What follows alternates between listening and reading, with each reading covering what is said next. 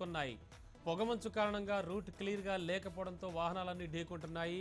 ఈ ప్రమాదంలో ఎలాంటి ప్రాణ నష్టం జరగలేదు. పొగమంచు కారణంగా దారి కనిపించకపోవడంతో ముందు వెళుతోన్న వాహనాన్ని ట్రావెల్స్ బస్సు ఢీకొట్టింది. దీంతో 2 వాహనాలు నుజ్జునుజ్జయ్యాయి. ప్రమాదం కారణంగా జాతీయ రహదారిపై ట్రాఫిక్ జామ్ అయింది. సంక్రాంతికి సొంత ఊళ్లకు వెళుతున్న వాహనాలు కూడా భారీగా ఉండడంతో ఒక్కసారిగా 5 కిలోమీటర్ల మేర ట్రాఫిక్ స్తంభించిపోయింది. పోలీసులు వచ్చి వాహనాలను పక్కకు తీసేసి ట్రాఫిక్ క్లియర్ చేసి వాహనాలను పంపించేశారు.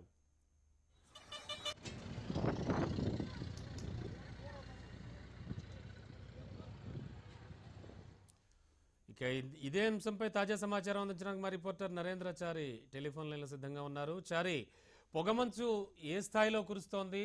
ఎన్ని వాహనాలకు డ్యామేజ్ అయింది ఇంతవరకు?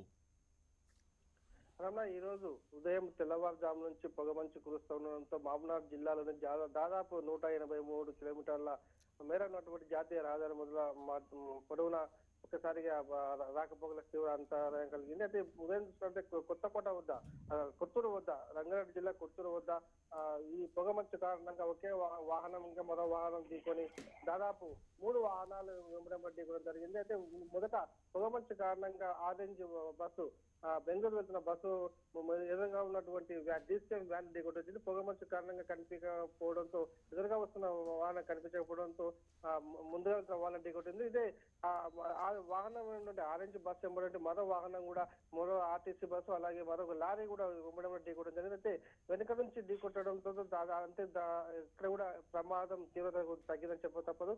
అయితే ప్రమాదంలో మాత్రం ఎవరు కూడా ప్రాణనష్టం జరగలేదు. కేవలం 3 మాత్రం స్వల్ప గాయాలతో బయటపడడం జరిగింది. అయితే పొగమంచు కారణంగా స్పీడ్ తక్కువ ఉన్న నేపథ్యంలో ప్రమాద తీవ్రత తగ్గిందని చెప్పక తప్పదు. అయితే ఉదయం నుంచి ఇప్పటి వరకు కూడా అంటే దాదాపుగా 9:30 వరకు ఈ పొగమంచు కాశ్మీర్ తరపించే రేంజ్ లో మనకి జాతీయ రహదారి పూర్ణ కనిపిస్తా ఉంది. అయితే సంక్రాంతి నెలలో ఈ సాధారణంగా ఈ పొగమంచు ఇలాగే ఉంటుంది. తెల్లవారుజాములో దాదాపు 8 గంటల 9 గంటల వరకు ఇలాగే ఉంటుంది. అప్రమత్తంగా డ్రైవింగ్ చేయాలని చెప్పేసి ఇప్పటికే పోలీసులు సూచించడం జరిగింది.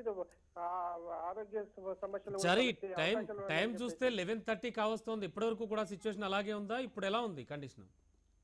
రమణ, ఇప్పటికైతే ట్రాఫిక్ పోలీసులు క్లియర్ చేయడం జరిగింది.